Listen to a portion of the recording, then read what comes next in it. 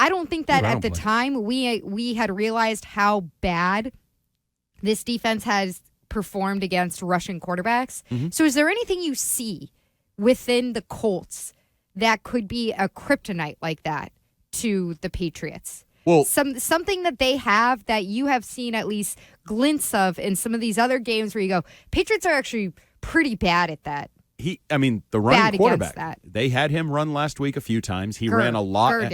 I said he, so I avoided having to say his last name because now you have me thinking about it, and you know how that can be when you think about words and you have trouble with them. So he can run. I would expect them. All the players are Bentley, McCourty. They were all talking about it. But he's not like a Justin Fields, Lamar Jackson level, correct? No, but he's above Mac. He's more of a runner than Mac is. No, I mean, Justin Fields and Lamar are two of the fastest, most explosive runners. But he's an athletic quarterback. Yes, and they will try to run. They saw those games. They watched those games like they're average. Hey, you know what we should try to do? Run a little bit and see if we can beat Jawan Bentley to that spot, right? Take advantage of maybe their lack of athleticism at the second level. But beyond that, no, their offensive line is not very good. Now, what I would question that would give the Colts a chance is these issues on the Patriots' offensive line that hasn't played well. Because the defensive line is pretty stout. Yeah, not as good as Bill makes it out to be when he said DeForest Buckner is as good as Aaron Donald. But he's good, and he's a three-technique guy. So Cole Strange got benched last week. Well, he's going to see Buckner.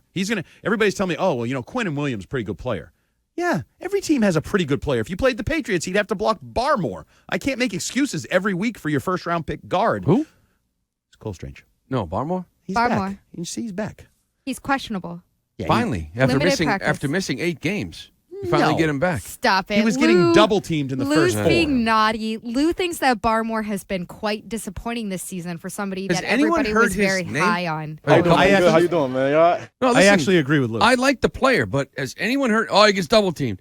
That's what good tackles do. Well, everybody feeling pain. You know what I'm saying? I'm just saying, like. Wait a minute, Lou. Aren't you Mr. Tell Me, like in Major League Baseball, you come up, you're a good hitter the first time through, then the book gets out on you, so now you're a bad hitter, then you got to make adjustments. Yeah. He's in that phase. Okay, where I'm going to be double-teamed on every play. Am I picking on him? Am I Feels wrong? like it. Am I wrong? You just said where's he been for 8 said you games? agreed with me. You feel like you're putting a tone to it. Where's he been? Who's that guy? Do I know him? No, you got a tone issue. You're like Rich Keefe. So, am I being Keith's wrong by saying that, Keith has tone a lot. really? This was the guy that it was like, who's going to take the big step forward? Who's going to be the next star? And it was Christian Barmore. Season's not even half over yet. Okay, so I'm not predicting. All I'm stating is for the first 8 or the first 6 that he played in, has he met your expectations? No. Thank you. That's all. But then you say, who? I used the wrong tone. Where is he? But What's he on a milk carton? I might Nobody use the find wrong guy? tone. It was However, it was snark over there. It's hard, though. This is why fans get mad at you. You jump on me, yet you agree with me. Yes, 100%. Okay, I've been disappointed in him. I just try to present it in a different way, a more fair and balanced way. Because he was going down, so I said, we're going, you know what I'm saying? Listen, he popped last year. I would just like to see it more. But yeah, like he's getting used to being double-teamed, I think. Like other teams are saying, you're one of the more dangerous players on this team. Mm-hmm. Now he needs to learn how to deal with that. And I think he probably will. Do I think he's Aaron Donald? No. Like, I don't think he's in that world, but I think he's going to be a good player for them. And getting him back is good for them because they're going to try to run the ball, whether it's the quarterback or Moss or whoever. They're going to try to run the ball. They're not just going to give up on the run. Listen, I think they win this football game. And I know I could go back to the Bears, and I was confident there. But the Bears week, Bill created absolute chaos. Like, I would say that was absolute chaos week. Nobody knew the quarterback. Nobody knew the plan. If there was a plan, was there a plan? Like, who's our They created an absolute disaster that week. Yeah, I can confirm How do you prepare for a football game when all of that is going on? Nobody knew anything. Nobody knew Zappy was. I mean, it was like, to me, it was such chaos that I almost want to write it off as like, if we knew what was going on behind the scenes, maybe we should have saw that coming. Yeah. Because they didn't even show up. I think they show up at least. And I'd like to think there's a touch of improvement, because I am an optimist, offensively. I get that.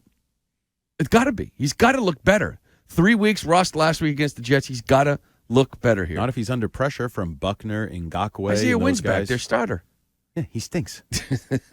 I felt like I had Lou tone there. Nice tone. Nice tone. No, I mean, if they can protect Mac, as long as you don't have a debacle there. Because I do think, do you think Mac is still in a bad way, as Yes. like my old aunt would say? Yeah, he's got to get right. He ain't out of it So yet. I think he can get. I think it could be in game even. I think if he can drive right down the field, 7-0, punt, drive right down, 10-0. I think maybe got my swagger back. The line's giving me a little protection today. We're okay here. Your little touchdown dance, But- the hands, Maybe. What was maybe. With the Those were hands. interesting hands. just his dance. But I would also say if something weird happens, Bad tone, sorry. Lou's he's being an SG over there. Well, today. that's he's his being a dance. silly goose. if he throws like an early pick, I think that's in his head as well as the heads of the 68,000 at this people point, at Gillette we're Stadium. we're at a fragile point. I think for there Mac. is a confidence issue with this offense. I think there's a lack of confidence at times in the quarterback right now. See, after the pick six last week where they put the ball away and were afraid to let him throw.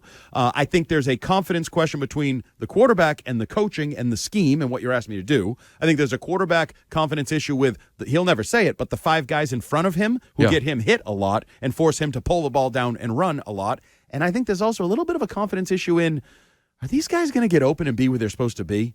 Because otherwise I end up throwing a pick six and everybody says I've thrown an interception in 10 straight games, and Chris Curtis is asking Belichick about it the next morning when it's not always my I think there is a major internal confidence issue with this offense. Confidence or trust? Trust, confidence, same thing. They Lack don't have of trust. There's not a two-way street of confidence. They don't Feels like the only people in who each other. trust each other at this point is, and I'm simplifying here, but is like Mac trusts Jacoby. Yes, 100%. He trusts him so much that he will trust that he's running the direction of the route that he wants and then throw the ball to the other team because he thought yeah. Jacoby was going to be there. So, Yeah, it happens. Yeah, yesterday we were talking about it a little bit. It was maybe the day before. Christian brought up like resiliency, kind of getting on the other side of it, how it makes you better, how it makes you stronger. And my response was, if he does.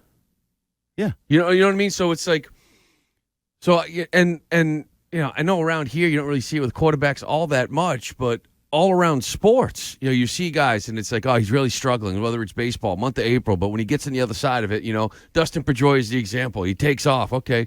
Well, what about like Bobby Dahlbeck? He never got on the other side of it. You know what I mean? So it's like, there's so many cases of guys that struggle, and it's like, I know he's on right now driving the struggle bus, I think as you called it in your article today. Yes. And some guys never get off. Like some guys, unfortunately, stay on. It's why you last.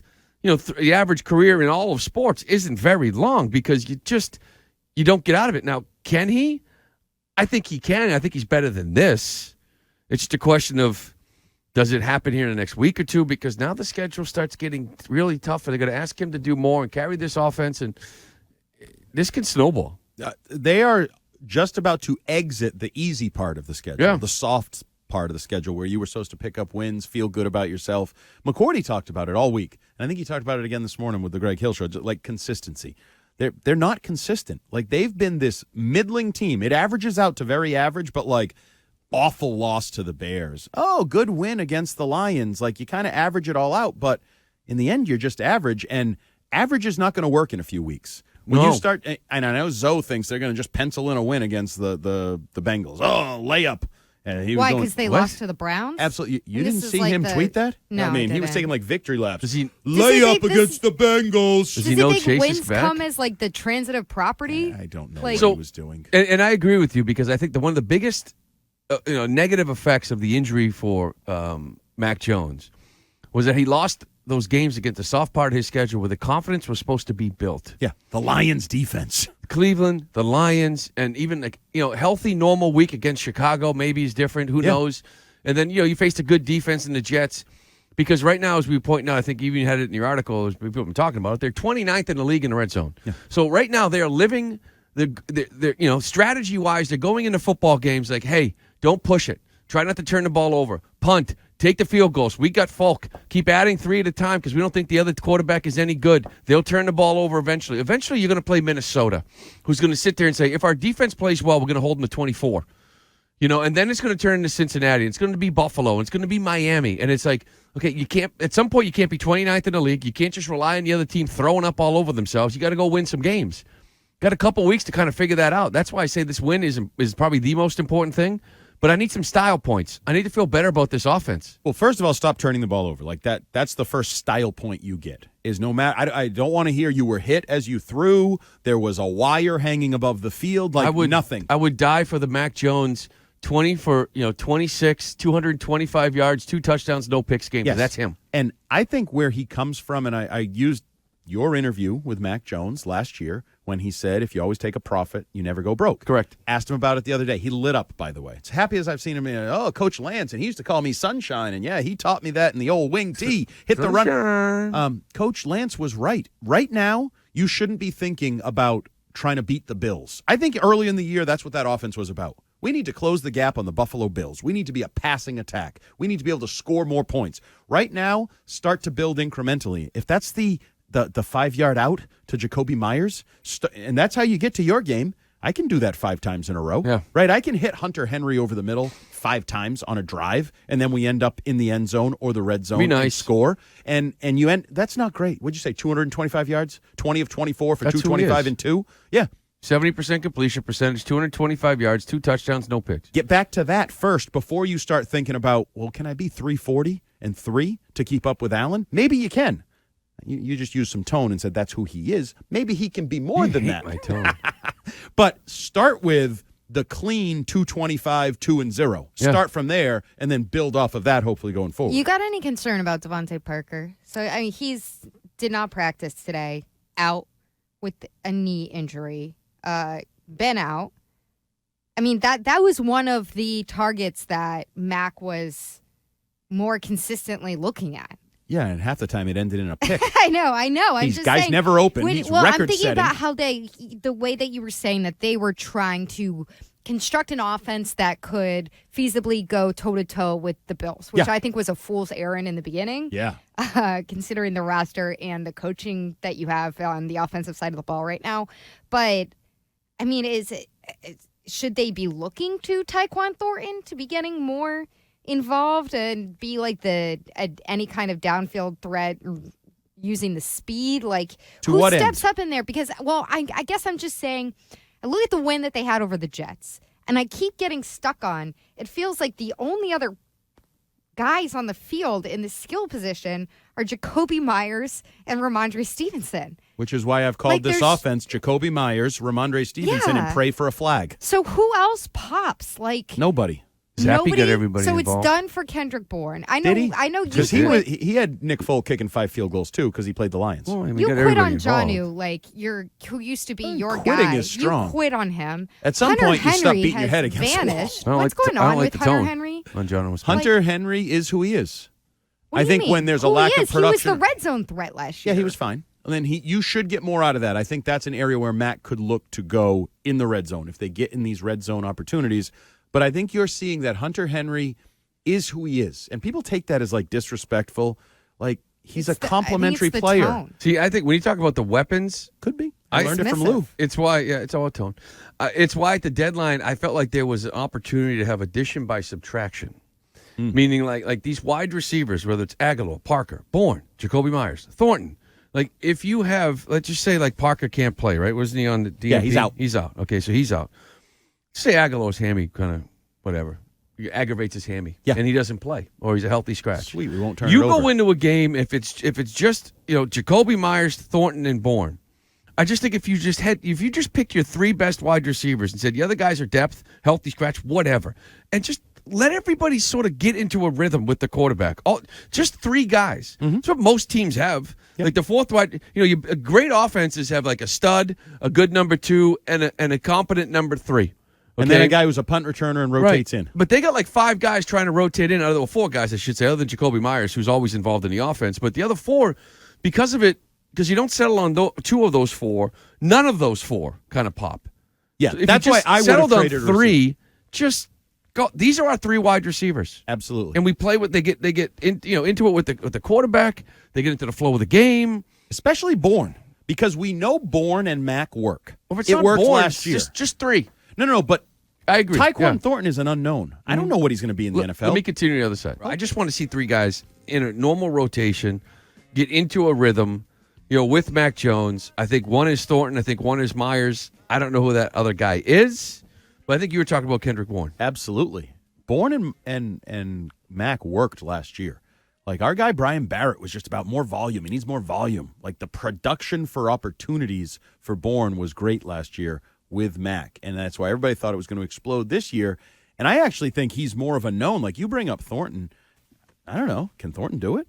I really don't. I like him. Out? I liked him in camp, but you know what I didn't like last week? What? When he's wide open over the middle and he drops it because he might have seen this guy about to hit him out of the corner of his eye. But see, here's the thing. I don't know. Okay, I look at the rest of the year. As much as this is important to kind of, extend the season, I don't even if they extend it, it's not going anywhere, okay? So this year is really... I know Seemed like tone. Yeah. It's about, like, finding out what you have in Mac Jones and finding out what you have in Tyquan Thornton. Like, just run him out there. Deal with the mistakes. So we dropped the pass. Okay, let's see if it continues to happen. Let's find out if you've got a guy. Like, find out what you have. I want him out there all the time. So... I agree. Win or lose, mistake-ridden, whatever. You missed an opportunity to do that at the trade deadline. Like, all the reports were what? Oh, they're getting calls on all 4 veteran receivers and Isaiah Wynn. Well, you had an opportunity. Trade one of them. Create the opportunity. Remove the question mark. Remove even if you don't trust yourself. Like, Thornton goes out there. I'm going to play Thornton today. He's out, drops it. Get Thornton out. You know what I mean? Yeah. You take away your insurance policy, even from yourself. And so I would have done that. I was very much confused at the trade deadline. Like, I don't know why they didn't do anything. If you're going nowhere. Did Bill say they were close? What does close mean? I don't even know what close is. Well, it was close. I mean, I've had trades talk for 9 minutes. You do a deal. Talk for 2 years. You don't make like.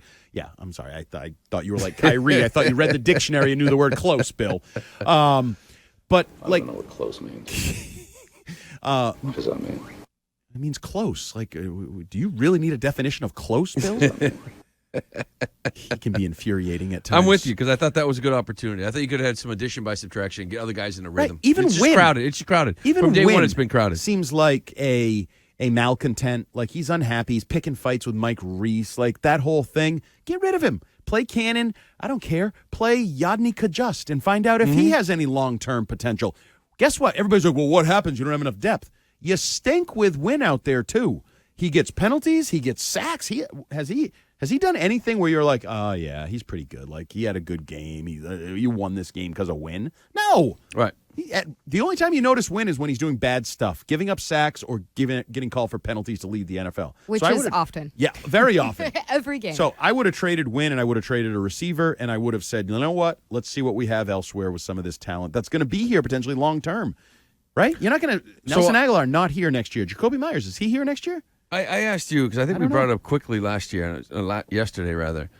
Like, the offensive line issues that you do have, is there a chance that, like, is Michael, okay, I don't want to pronounce his name wrong, Owenu? Yeah, Owenu. Is he your best right tackle? We seen him play there 2 years ago. I think more it was Trent Brown. like the PFF, like, they love Michael Owenu. Yeah. But I'm just saying, like, yeah, Trent Brown, okay, I understand that, but he's over at left. Yeah, we need him.